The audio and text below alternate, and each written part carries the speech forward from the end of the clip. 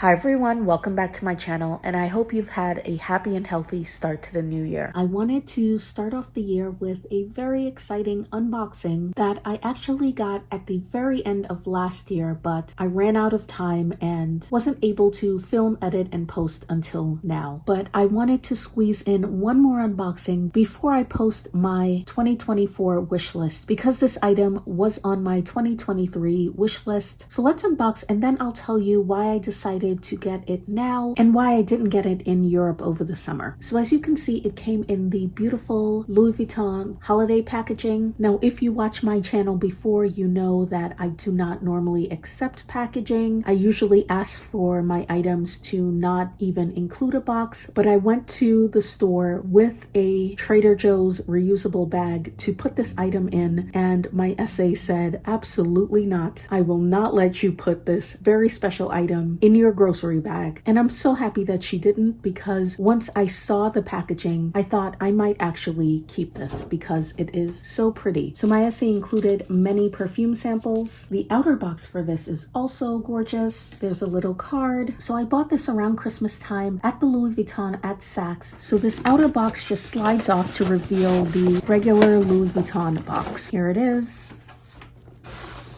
There's another box in here, but I have no idea what this is.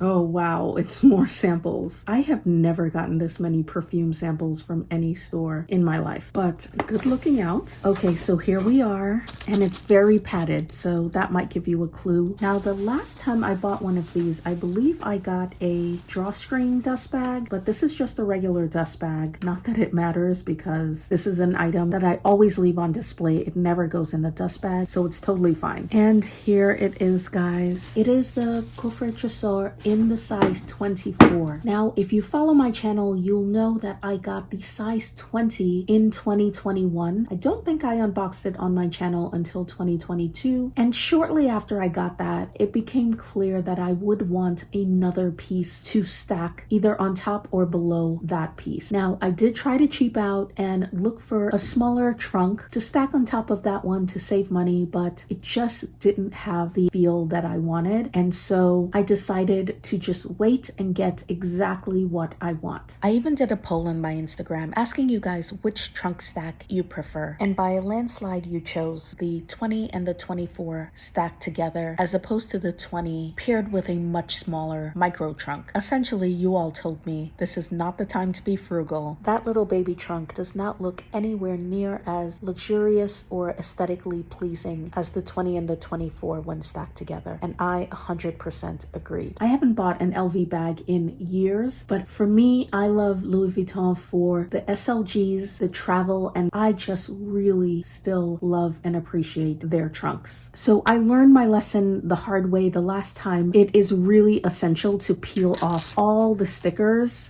right away, because the oxidation and the tarnishing on these trunks happen pretty quickly. You don't want to leave any stickers on because it will leave a mark. Of course, you can polish it out. However, I scratched the hardware on my size 20 trunk pretty badly, and I had to take it back to LV and they polished it there. So learn from my mistakes and just take the stickers off the brass immediately. This is not like the hardware for handbags. Let's open it up. It's the most beautiful red. This is my kind of red, that deep, rich jewel tone red that is my absolute favorite. They did have in store a light blue. They had the pink. I'm not really a pastels person. Jewel tones are absolutely my pops of color of choice. Of course, it has the keys. Here's the code. As per usual, there's the divider inside. So a couple of things. I wanted these maybe 7 or so years ago. I didn't get it back then. These have gone up significantly in price, and it's just a psychological thing with me that it really bothers me to know that I'm paying much more for something that I could have gotten for much less. And so my goal was to pay for these pieces essentially essentially how much they cost when I very first wanted them. And this one was around $3,600 back then. It is now a whopping $5,300. Now, when I got my original mini trunk in the size 20 back in 2021, the price for the size 24 was approximately $5,050. There's only been one price increase on the Cofreiture stores since 2021 in the US, but I think there have been several increases in Europe because I initially intended to get it over the summer in Europe, and the last time I looked, the size 24 cost 4,000 euros. At some point in the last year, the euro price increased by 800 euros, which means that there's only a couple of $100 difference, if that, between the US and the European price. Of course, it would be even more with the VAT back. However, that wasn't the savings that I was hoping to get. So I decided to buy it at Saks, just like my other mini trunk, because I used a whole bunch of Saks rewards points. I paid $3,670 before tax. After tax, it was $3,900 something. So it's very similar to the price that I would have paid had I bought it 7-8 years ago when I initially wanted it. And it's about $800 less than I would have paid had I bought it in Europe over the summer. So I think that was a really good use of my Saks rewards points. For me, it was important to get it now for a couple of reasons. A, my Saks rewards points were expiring, so I needed to use them anyway. And B, I did not want to pay over $4,000, which would likely be the case if there was another price increase on these. So unlike handbags, the trunks don't go up usually with every price increase. Of course, these are not as popular as handbags. A lot of people don't find value in these. Even as storage pieces, they're not all that useful. I keep receipts and things in there, but it really, for me, is about the decor, the tradition of the house, and what it adds to my little New York City abode. So I've said this many times, for me, luxury home is just as important as luxury handbags or shoes or ready to wear. I like my apartment to be a little jewel box with treasures everywhere. My essay and another essay were trying to convince me to paint something on it, and maybe I'll choose to do that in the future, but right now I really just enjoy these pieces as is. So here I'm showing you some of the details of the workmanship. As you can see over the wood, there's the canvas that I love, but also the beautiful leather and the brass. I wanted to do this unboxing before I post my 2024 wish list, otherwise that may not make as much sense. Usually I prefer to do collective hauls. I don't like posting unboxings with just one item unless it's something very special, which I definitely think this is. I'll post a couple of pictures where it will live permanently in my apartment stacked with my other trunks. So this concludes my last unboxing for 2023. You've now seen everything that I bought last year, which I know it's not a lot. And in fact, that's probably one of the biggest criticisms that I get, is that for a luxury channel, I just don't buy very much. But those of you that have followed me for a while know that is very much by design. My shopping has boundaries, and those limits are set by my strict budget, my space limitations, and the fact that I just cannot appreciate and use too many new things all at once. So I do find it a bit amusing that others are now aspiring to shop the way that I've been criticized for shopping and talking about for a decade. Not because I'm doing any kind of a low buy, this is just how I shop all the time. Another thing that I've often been asked is to show ready to wear that isn't from Hermes, because I've said repeatedly that I don't think showing clothes is really that helpful unless you try them on, but I do show Hermes clothes because I think people are genuinely curious about what I buy from that brand other than the bags. However, believe it or not, in the last few years, I've shown you all of the luxury clothes that I've bought, most of which is Hermes because I've gone to the Hermes sale 3 years in a row, and I haven't bought any other ready to wear other than the Hermes clothes that I've shown you in 2023, which honestly, even that wasn't that much. I think I bought 5 pieces of Hermes ready to wear, 3 from the Hermes sale, 1 cardigan from Europe, and a t-shirt from my essay at my local boutique. So that's really all of the ready to wear that I bought in 2023. And in fact, the only other clothes that I bought were a few vests. I'm blanking on what they're called in America.